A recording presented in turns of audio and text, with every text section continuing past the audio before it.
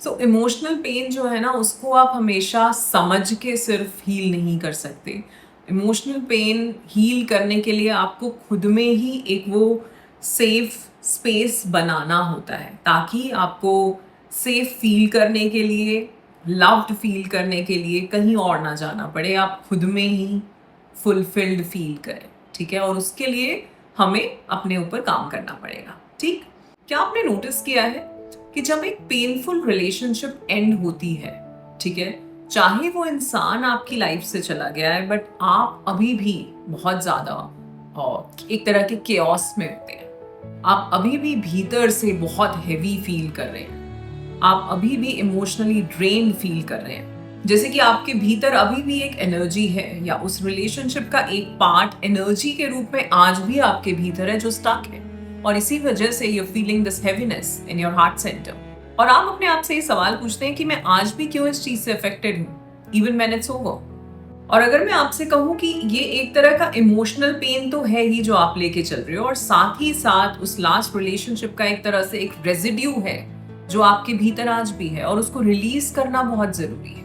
But हाँ, ये चीजें हील हो सकती हैं, और आज हम इसी पे बात करेंगे, क्योंकि ये जो इमोशनल पेन होता है ये सिर्फ आपके माइंड में नहीं चलता, ये आपकी बॉडी को भी इफेक्ट करता है।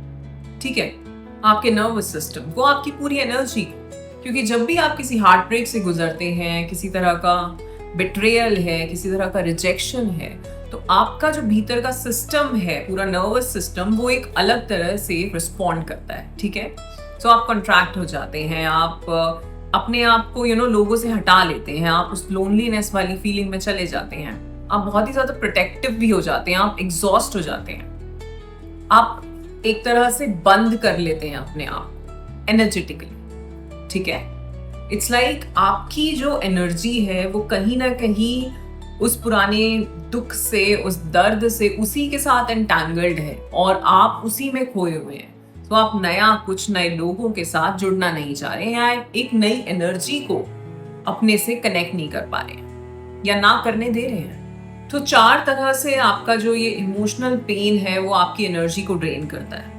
फर्स्ट इज मेंटल लूपिंग, यानी कि आपके माइंड में वो ओल्ड कॉन्वर्सेशंस, वो ओल्ड सिनेरियोज एक लूप में चलते रहते हैं। ठीक है, ओवर थिंकिंग चलती रहती है, इसकी बात हमने करी है लास्ट कुछ वीडियोस में। इमोशनल होल्डिंग, यानी कि वो सप्रेस्ड एंगर, सप्रेस्ड ग्रीफ, वो इमोशंस, वो जो चीजें आप बोल नहीं पाए, जो कह नहीं पाए, कुछ कहना चाहते थे, वो सब कुछ भी अपने भीतर ही चलता रहता है, जो है तो भीतर बट सप्रेस कर रखा है, तो ये आप ही को अफेक्ट करेगा। अटैचमेंट, सो कहीं ना कहीं आप आज भी उस इंसान के बारे में सोच रहे हैं, कहीं ना कहीं आप आज भी वही हैं मेंटली।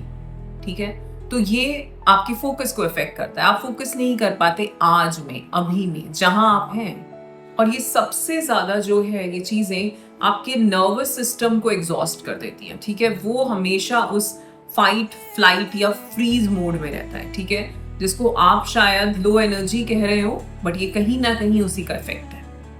ठीक, सो प्रॉब्लम क्या है, जो ये एनर्जी डिसअपियर हुई है, जो हम थे पहले, ठीक है, उसी को रिस्टोर करना है। ठीक, और वो हो सकता है। सो सॉल्यूशन क्या है, क्या किया जा सकता है? पहला, रिक्लेम योर अटेंशन। नोटिस करें आपका माइंड कहाँ भागता रहता है, किस स्टोरी में, किस इंसान में, किस सिनेरियो में। और जैसे ही आप नोटिस करते हैं, वैसे ही अपनी अवेयरनेस वापस लेके आए to the breath, to your body, to any particular body part, to the present in general. ठीक है, सो यहाँ पे आपको ब्रीदिंग एक्सरसाइजेस करना बहुत जरूरी है। यहाँ पे आपको रिलैक्सेशन, एक एक बॉडी पार्ट को फील करना जो हम करते हैं। अगर आपने मेरा EFT वाला जो एक प्लेलिस्ट है उसको कभी देखा है, और कोई भी ऐसा किया है, तो उसमें मैं पूरा रिलैक्स करवाती हूँ स्टेप बाय स्टेप। ठीक है, तो वो अवेयरनेस, वो माइंडफुलनेस लेके आना वापस। ठीक, next is let emotions move. Energy जो है हमारी, वो कहीं ना कहीं स्टक हो जाती है जहां पे हम इमोशंस को सप्रेस कर लेते हैं। ठीक है, सो लेट योरसेल्फ फील। रोना है रोइए, जर्नल कीजिए, जैसा मैं बहुत बताती हूँ, किसी भी सिचुएशन में आप अटके हुए हो, उस चीज को लेके उसके बारे में लिखो। क्या था, कैसे हुआ था, क्या किया था, किसने क्या किया था, किसने क्या कहा था, एवरीथिंग जो आप कहना चाहते थे, जो आपके भीतर आज भी है, जो आप कह नहीं पाए, सब कुछ लिखो, निकाल दो उसको अपने भीतर से। ये एक तरह की एनर्जी है जो आपके भीतर है और आप उसको निकाल के पेपर पे डाल रहे हो और उसको फाड़ के जला दो।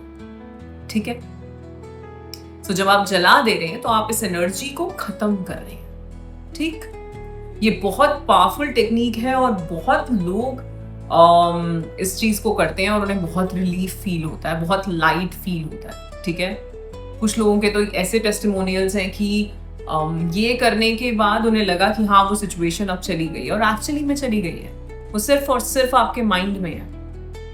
मूव करिए, ब्रीथ करिए, डांस करिए, रिलीज करना है किसी भी तरह से। ठीक है, create an energy reset ritual. ठीक, सो कहने का मतलब है आपको एक मी टाइम अपने लिए निकालना है, वो कुछ भी हो सकता है। ठीक है, वो कुछ आप अच्छी सी कैंडल जला के, अच्छी सी इंसेंस जला के मेडिटेशन कर सकते हैं, बहुत प्यारा सा साउंड लगा के कर सकते हैं। आप जर्नलिंग कुछ अच्छा ग्रैटिट्यूड प्रैक्टिस कर सकते हैं, आप म्यूजिक सुन सकते हैं, आप एक अच्छा सेल्फ लव रिचुअल कर सकते हैं, सेल्फ केयर रूटीन बना सकते हैं अपना। ठीक है, तो वापस आना है, खुद की तरफ ध्यान देना है, खुद को प्रायोरिटी देनी है। ठीक है, अपने हार्ट सेंटर पे हाथ रखना है और बोलना है I claim my energy back, I claim my energy back. ठीक, next is nourish, don't only analyse, क्योंकि हीलिंग जो होती है ना वो एनालाइज करने से नहीं, वो अपने आप को नर्चर करने से, नरिश करने से होती है। तो जो भी चीजें, जो भी सेल्फ सूदिंग रूटीन आप बना सकते हो वो अपने लिए बनाइए। रेस्ट करना है, शांति से बैठना है, कहीं ब्यूटी में, नेचर में जाके बैठना है।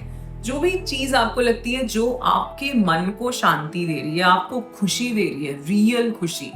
ठीक है, एक खुशी होती है जो किसी पर डिपेंडेंट है, वो वाली नहीं, रियल खुशी, वो आनंद, वो ब्लिस आपको किस चीज से मिलती है, वो काम करना शुरू करें।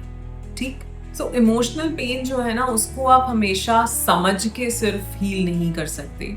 इमोशनल पेन हील करने के लिए आपको खुद में ही एक वो सेफ स्पेस बनाना होता है, ताकि आपको सेफ फील करने के लिए, लव्ड फील करने के लिए कहीं और ना जाना पड़े, आप खुद में ही फुलफिल्ड फील करें। ठीक है, और उसके लिए हमें अपने ऊपर काम करना पड़ेगा। ठीक, सो इफ दिस रेजोनेटेड, और अगर आप इस तरह की और चीजें समझना चाहते हैं, अपने ट्रिगर्स को, अपने पैटर्न्स, रिपीटिंग पैटर्न्स को समझना चाहते हैं, then I will be doing a free live session this Sunday. अगर आप उसको ज्वाइन करना चाहते हैं तो नीचे व्हाट्सएप ग्रुप का एक लिंक है, आप उसे ज्वाइन कर सकते हैं एंड वहां आपको सेशन से रिलेटेड सारी डिटेल्स मिल जाएंगी। Alright, so that's it for today. आज के लिए इतना ही। आशा करती हूँ आपको ये वीडियो बहुत पसंद आया होगा। If yes, then do like, share and subscribe the channel. You all are awesome. Love yourself. Thank you so much.